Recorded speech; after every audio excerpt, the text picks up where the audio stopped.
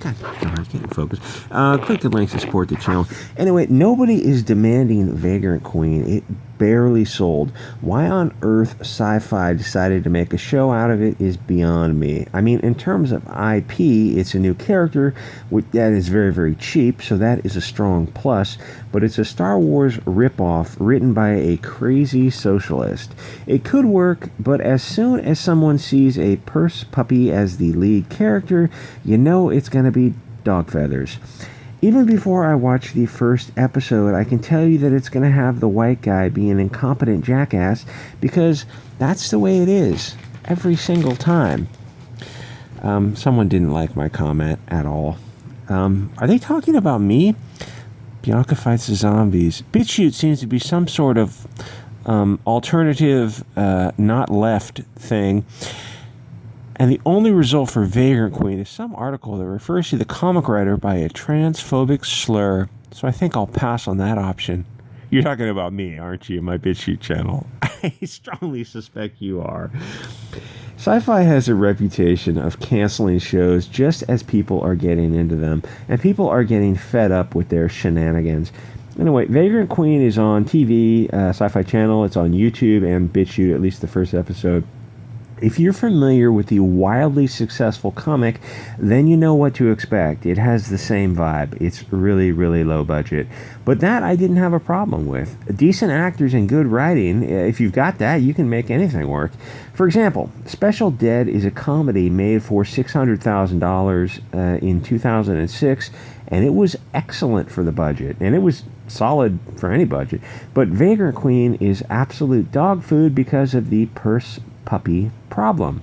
The ultimate plot device shield is a person of purse puppy persuasion. They must never struggle or need help of any kind. They are the ultimate Mary Sue. Even Rey from Disney Star Wars wasn't the peak of purse puppyhood. One may always climb higher, and the girl starring in Vagrant Queen is higher on the woke point ladder than Rey was, simply because her skin has more pigmentation. Both pretty girls who unfortunately are starring in junk films. I don't know what Mags was paid for this, but it wasn't millions. These aren't the old days when a show on TV meant money. There are way too many networks now. The slice of the pie gets smaller every year. The girl in the starring role was given an interview on a YouTube channel, and she was joking that they aren't likely to fire you when the show is about you. Fair point. But they aren't going to fire you. They're going to fire everyone because the show is canceled. There aren't going to be any new shows for a while, which is not their fault. But even without the not Japanese thing, the show was not going to see a second season. One short scene sums it up pretty well. The purse puppy is talking to the frenemy love interest, who is a dumb guy of pale skin, because that is how Hollywood works. She punches him in the gut, knocking him down. She's 125 pounds, maybe. He's 170 pounds. She is not going to knock him down. He's going to knock her into next week. You know, actually, this reminds me, it's kind of a weird story. My friend, this guy drinks a lot, and this was back when we were all, quote-unquote, partying a lot. And when people party a lot, it's like you hang out with things get weird. When you know what I'm talking about, if you know what I'm talking about. Anyway, he was talking to this girl who was part of our crew, and this beautiful girl. It was kind of wild because she's a partier too. But when you're beautiful and you're 20 and you think the world's at your feet pretty much. And for some reason, I guess he's kind of obnoxious. He just does his own thing. She slaps him, and she's sitting on a stool, and he slaps her back. He knocks her out of the chair. He hits her so hard, he knocks her out of the chair. She goes flying across the room. And that's what happens. That's what happens when you use violence. You usually get violence returned to you. Anyway, so they go back to his place, and they just bang the paint off each other, because it turns out that they're both into that kind of thing. Anyway, doggus interrupt this. If you swap the sexes and races around when this purse puppy knocks this guy around, if that wouldn't be acceptable, then don't do it. You aren't subverting expectations, you are destroying your character. Domestic violence isn't funny when it's a woman attacking a man. It leaves the viewer with a sick feeling. They like the lead character less. And this lead character, there's nothing to like about her, other than she's good looking. It destroys the willing suspension of disbelief. We know that men and women don't act like this. Besides, she is some sort of queen, yet she resorts to violence like a thug. Would a king punch a woman and knock her down? What kind of ruler acts like a savage? This isn't set in the third world. Whoever wrote the script for this is sociopathic. Let me just jump in with the obvious plot hole. First, a woman isn't believable in this role, not even a little bit. Women don't act like this. The willing suspension of disbelief goes out the window in the first 5 minutes of the show, where Princess Leia here beats up 2 guards. Then after mutilating one of them, she executes both of them. Whoever wrote the dialogue for this episode should be publicly caned. They need to know what they did was wrong and be punished for it. Writing credits go to Jim Garand, Mariko Tamake, Mika Collins, Jason Smith, and Mags Visaggio. Well, women can't write comedy, so you need to fire the 3 ladies, and Mags and Jason Smith, they created the comics, so you know that they are beyond saving. Trebuchet them to Mars. Sorry, I guess Mags would insist on going to Venus. The next gaping wound of a plot hole is the monarchy thing. Kingdoms are made up of people of the same tribe or clan. You have a purse puppy queen of a bunch of non-purse puppies. How exactly does that work? Why would a mixed group give a shit about a monarchy that isn't of their people? It doesn't make sense. But besides, it's a purse puppy as the queen. Because it's a purse puppy as the queen, nobody will mention it because it's not politically correct. How dare you? The show was written by a trans writer. That means that she identifies as she identifies as a writer, but isn't one. There was a rebellion of the people against the monarchy. So I'm on the side of the rebels. The queen is actually the bad guy. Yeah, you guys are subjects to a brutal, oppressive ruler. Kill the queen. So you have everyone associated with this show that you can't criticize, except I will criticize them because I'm an asshole. And the show sucks balls. The queen is some sort of anti-hero. She talks like a disabled teenager, swearing at people and violently attacking them when she doesn't get her way.